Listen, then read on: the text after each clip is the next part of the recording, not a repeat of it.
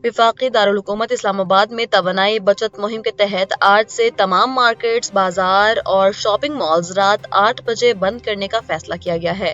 ताहम medical stores, petrol pumps और अस्पताल इस पाबंदी से मुस्तस्ना होंगे। दूसरी जानिब ज़राए का कहना है कि ताजिर बरादरी के तहफ़्फ़ुज़ात को मद्देनज़र रखते हुए हुकूमत की जानिब से एक नया नोटिफिकेशन जारी किए जाने का कवी इम्कान है, जिसके तहत कारोबारी मराकज़ को रात 9 बजे तक खोलने की रियायत दी जा सकती है। इसके अलावा शहरियों की सहूलत के लिए रेस्टोरेंट्स और खाने पीने के दीगर मराकज़ को रात 11 बजे तक खुला रखने की इजाज़त मिलने का भी इम्कान ज़ाहिर किया जा रहा है, ताकि कारोबारी सरगर्मियाँ भी मुतासर न हों। कराची के जिला जनूबी के सेशन अदालत में मनशियात फरोशी के मुकदमे में गिरफ्तार मारूफ मुलजिमा अनमोल उर्फ पिंकी और दीगर के खिलाफ केस की समाअत हुई है, जहां शरीक मुलजिमान की जानिब से दायर दरखास्त जमानत पर अदालत ने फैसला महफूज कर लिया है। गार्डन थाने में दर्ज मुकदमे के शरीक मुलजिमान ने जमानत के लिए अदालत से रुजू किया था, जिसकी समाअत के दौरान वकील सफाई ने मौक़िफ़ इख्तियार किया है कि इन मुवक्किलों का अनमोल उर्फ पिंकी से कोई ताल्लुक नहीं है और न ही वो मनशियात की खरीदो फरोख्त या सप्लाई नेटवर्क का हिस्सा हैं। दूसरी जानिब प्रोसिक्यूशन ने अदालत को बताया है कि ये मुलजिमान अनमोल पिंकी को मनशियात की रकूम और वसूली में मुआवनत फराहम करते थे, जिस पर अदालत ने फरीक़ैन के दलाइल सुनने के बाद फैसला महफूज कर लिया। थाईलैंड ने भारतीय शहरियों के लिए वीज़ा फ्री एंट्री की सहूलत को मुस्तकिल तौर पर ख़त्म करते हुए नई और सख्त इमिग्रेशन पॉलिसी नाफिज कर दी है। भारतीय जरीदे की रिपोर्ट के मुताबिक थाई हुकूमत ने अपने मौजूदा इमिग्रेशन क़वानीन का तफसीली जायजा लेने के बाद ये अहम तब्दीलियाँ की हैं। रिपोर्ट में इंकशाफ किया गया है कि थाईलैंड में हालिया दिनों में भारतीय शहरियों की जानिब से गैर कानूनी मुलाजमतों के बढ़ते हुए रुझान और मुल्क को दरपेश संगीन सिक्योरिटी खदशात के बायस इस वीज़ा पॉलिसी को तब्दील करने का फैसला किया गया है। इस नए कानून के निफाज के बाद अब थाईलैंड जाने के ख्वाहिशमंद भारतीय शहरियों को सफर से कबल बाकायदा वीजा हासिल करना लाजमी होगा। खैबर पख्तूनख्वा के जिला बनू में तखरीबकारी का बड़ा वाक़या सामने आया है, जहां नामालूम अफराद ने गैस पाइपलाइन को धमाका खेज मवाद से उड़ा दिया है। पुलिस ज़राए के मुताबिक ये वाक़या गुज़श्ता रात मेरियान के इलाके में पेश आया है, जिसके नतीजे में पंजाब के मुख्तलिफ शहरों को गैस की सप्लाई मुअत्तल हो गई है और सारिफिन को शदीद मुश्किलात का सामना है। दूसरी जानिब सूबाई दारुल-हुकूमत पेशावर के कोहाट रोड पर भी बारूदी मवाद का एक धमाका हुआ है। खुशकिस्मती से पेशावर धमाके में किसी जानी या माली नुकसान की इत्तला नहीं मौसूल हुई है। पुलिस और बम डिस्पोजल यूनिट की टीमों ने दोनों मकामात पर पहुंचकर शवाहिद इकट्ठे कर लिए हैं और मुलजिमान की गिरफ्तारी के लिए तफ्तीश का आगाज कर दिया है। खैबर पख्तूनख्वा के जिला बनू में तखरीबकारी का बड़ा वाक़या सामने आया है, जहां नामालूम अफराद ने गैस पाइपलाइन को धमाका खेज मवाद से उड़ा दिया है।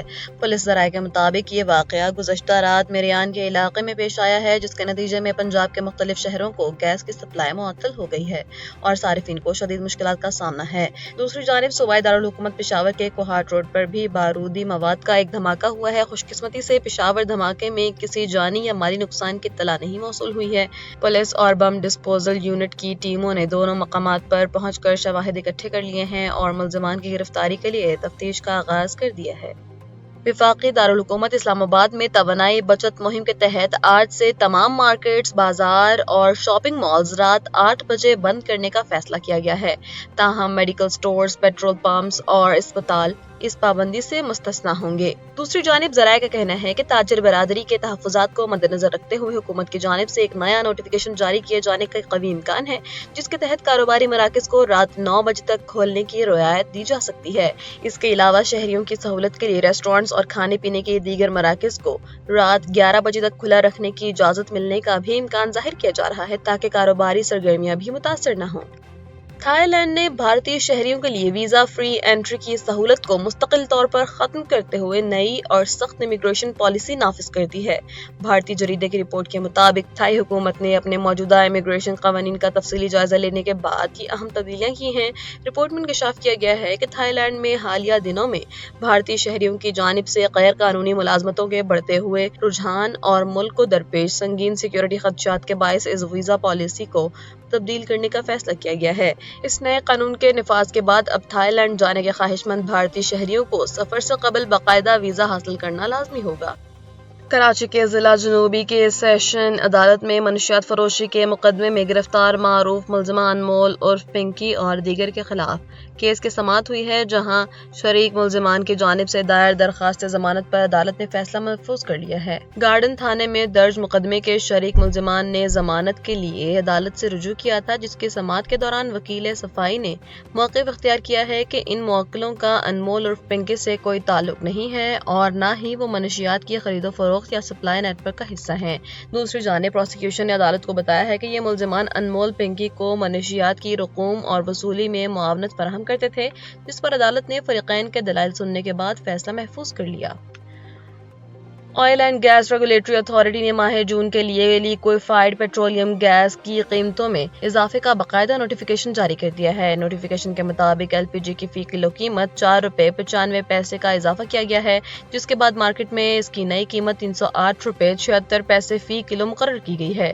قیمتوں میں اس حالیہ اضافے کے نتیجے میں غریب اور متوسط طبقے کے استعمال میں آنے والا 11.8 کلو گرام کا ایل پی جی گھریلو سلنڈر 58 روپے 51 پیسے مہنگا ہو گیا ہے۔ اوگرا حکام کے مطابق ملک بھر میں گھریلو سلنڈر کی نئی قیمت اب 3,643 روپے 41 پیسے مقرر کی گئی ہے اور ان کی نئی قیمتوں کا اطلاق فوری طور پر کر دیا گیا ہے۔ آئندہ مالی سال 2026-27 کے بجٹ کے لیے چاروں صوبوں کے سالانہ ترقیاتی پروگراموں کا مجموعی حجم 3,138 ارب روپے تجویز کیا گیا ہے، جس میں ترقیاتی اخراجات میں نمایاں اضافے کا امکان ہے۔ بجٹ دستاویزات کے مطابق پنجاب 1,450 ارب روپے کے بجٹ کے ساتھ پہلے نمبر پر ہے، جس میں 1,306 ارب مقامی وسائل اور 144 ارب روپے غیر ملکی امداد سے حاصل ہوں گے۔ دوسرے نمبر پر صوبہ سندھ ہے، جس کے لیے 816 ارب روپے کا ترقیاتی پروگرام تجویز کیا گیا ہے۔ ادھر خیبر پختونخوا کے لیے 564 ارب روپے جبکہ بلوچستان کے لیے 308 ارب روپے کا ترقیاتی بجٹ رکھنے کی سفارش کی گئی ہے۔ مجموعی طور پر چاروں صوبوں کے ترقیاتی پروگراموں میں مقامی وسائل کا حصہ 2,478 ارب روپے اور غیر ملکی امداد کا حجم 660 ارب روپے تجویز کیا گیا ہے۔ جنوبی کوریا کے شہر داجیون میں واقع ہنوا ایرو اسپیس کے ایک پلانٹ میں زوردار دھماکہ ہوا ہے، جس کے نتیجے میں 5 افراد ہلاک اور 2 شدید زخمی ہو گئے ہیں۔ مقامی حکام کے مطابق یہ لرزہ خیز دھماکہ ایرو اسپیس پلانٹ کی پہلی منزل پر پیش آیا، جس سے عمارت کو بھی نقصان پہنچا۔ واقعے کی اطلاع ملتے ہی امدادی ٹیموں نے موقع پر پہنچ کر لاشوں اور زخمیوں کو قریبی اسپتال میں منتقل کیا۔ مقامی میڈیا کا کہنا ہے کہ جنوبی کورین پولیس اور فائر حکام نے حادثے کی جگہ کو سیل کر کے تفصیلی تحقیقات کا آغاز کر دیا ہے اور دھماکے کی اصل وجہ جاننے کے لیے مختلف پہلوؤں پر غور کیا جا رہا ہے۔ امریکی صدر ڈونلڈ ٹرمپ نے ایران کے ساتھ ممکنہ معاہدے کے حوالے سے اہم بیان جاری کرتے ہوئے کہا ہے کہ تہران واقعی معاہدہ کرنا چاہتا ہے اور جو بھی ڈیل طے پائے گی وہ امریکہ اور اس کے اتحادیوں کے لیے فائدہ مند ثابت ہوگی۔ اپنے social media platform Truth Social پر جاری بیان میں صدر ٹرمپ نے اپنی پالیسیوں پر تنقید کرنے والے سیاسی مخالفین کو آڑے ہاتھوں لیتے ہوئے کہا کہ مخالفت کے باوجود وہ اپنا کام صحیح طریقے سے کر رہے ہیں اور آخر میں سب کچھ ٹھیک ہو جائے گا۔ دوسری جانب انہوں نے امریکی نشریاتی ادارے CNN کی رپورٹنگ کو فیک نیوز قرار دیتے ہوئے اس دعوے کو مسترد کر دیا ہے کہ مجوزہ معاہدے میں جوہری پروگرام کا ذکر نہیں ہے۔ ٹرمپ نے واضح کیا ہے کہ معاہدے میں سخت شرائط کے ساتھ یہ صاف درج ہے کہ ایران کبھی جوہری ہتھیار حاصل نہیں کرے گا اور اس ڈیل کا بڑا حصہ دراصل جوہری معاملات پر ہی مشتمل ہے۔ ایرانی خبر رساں ایجنسی کے مطابق ایران میں سال 2026 کے دوران ہونے والے حکومت مخالف مظاہروں کے الزام میں 2 ملزمان کو سزائے موت دی گئی ہے۔ سزا پانے والے ملزمان پر مظاہروں کے دوران ایک مسجد کو نذر آتش کرنے اور عوامی املاک کو شدید نقصان پہنچانے کے سنگین الزامات عائد تھے۔ ایرانی حکام کے مطابق ان ملزمان پر ملک میں بدامنی پھیلانے اور احتجاج کے دوران سیکورٹی فورسز پر حملے اور ان کے ساتھ پرتشدد جھڑپوں میں بھی الزام ثابت ہوا تھا، جس کے بعد عدالت کی جانب سے جرم کی پاداش میں انہیں سزائے موت سنانے کا فیصلہ جاری کیا گیا۔